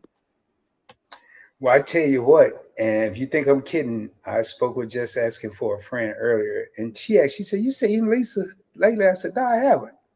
But I made her come. I said, "I hope she coming alive. If she do, I'm asking her to come up." I didn't know. That don't mean she was. I was just gonna ask, and thank goodness she did. And we got chocolate drops. So hey, Rod. Hey, Money Lady. How y'all doing? And man, I didn't even know Chocolate Drop watched Lisa. I went to Lisa's one day. Chocolate Drop was there and said, "Hey, the Money Lady." I say, "Hey, Chocolate Drop, do I get a name?" But I just want to be Rod. I don't need the Money Lady or the Money Guy. Look at this, Lisa, before you leave. There is so much power in this live stream, Rod and Lisa. Lisa just said it. I want to do this more often. Lisa's a lot like Tanya, Event Yours. She's more organized, Rod's more unorganized. So, but I kind of like it like this because next time maybe I had it organized and then I kind of get off topic because there's so many different directions to go with this, and we can't do it in one live. Two people can't do it, but my a motto I've created, not created, but I've adopted for the whole Points Blank network is people say reach one, teach one. I want to reach one and teach multiple. If the people that watch Lisa go tell other people, not about Rod, but tell other people what they learned watching Lisa. If the people that watch Rod tell people what they learned, we may have had one, two people in each of our lives, but they're telling multiple people. That's my goal. So, Lisa, you got anything else? I'm gonna go ahead and close this out and play my little song. I do got a song. Speaking with Lisa, did you know I started a music business? Fill me in on that on the back end, Well, Rod. if you ain't getting the thing, you about to hear one of my latest songs. It's gonna be very motivational, and I'm gonna play Okay. it in honor of Sandra. It just made me think about everything I've read. Here, the plug, Rod. Oh, I like that. Y'all hear that? I'm the plug, man. So we got the Money Lady and the plug. No, that's a dude named the plug, but y'all got a call coming in. Okay. All right. Good Well, night, everyone. all right, Lisa. Thank you so much for coming up. I'm gonna get ready to shut this down. Thank you, Lisa. Let's see here. I'm gonna, I'm gonna drop you down, Lisa. I think. Well, now I'm gonna let you do it, Lisa, because I don't want to kick you all the way. Well, I think Lisa thinks she left. I don't know. There we go. Y'all, tonight, and I get a chance to say this when I have a guest. I don't say it about myself. Tonight we had a chance to witness what I call greatness in the form of Lisa J. Stocks. You got a chance to hear real life stories from two individuals, Lisa and myself. Contrary to belief, just because we talk about investments, we weren't born with silver spoons in our mouths. We had to earn this. And we continue to earn. We don't only earn from revenue from our investments, but we also learn mentally. Knowledge is power. I know this, you heard it when you were a kid or younger or whatever, but it's true. The more you know, it's not that you have to run out and sound like you know everything, but if you utilize some of the things that we learn, it's amazing. I'm going to tell you right now, our children, our grandchildren, they're going to need opportunity because it's going to be a point where the job market is about to do this. It's going to be extremely small. How can you have an income without any employment? Let's start today and not wait till tomorrow. All right, so spoon still ain't silver. It's silver plated. That's what I'm talking about, y'all. I'm gonna close out with a. I'm gonna leave me up here until I just get it going. But this is, Lisa didn't know it. This is a song I wrote recently, and it's an empowering song. But after hearing Sandra's testimony, man, Y'all can't tell me. You can't tell me that there's a reason to have an excuse. So I'm gonna start this here, and I'm gonna y'all. If you have any comments, throw them up. If you haven't subscribed to the channel, please consider doing so. Hit the like button. Tell a friend to tell a friend. Also, as I end each and every live stream, I hope y'all have a blessed and prosperous rest of your evening. And shoot for the moon. If you don't make it, you'll be amongst the stars. I guarantee.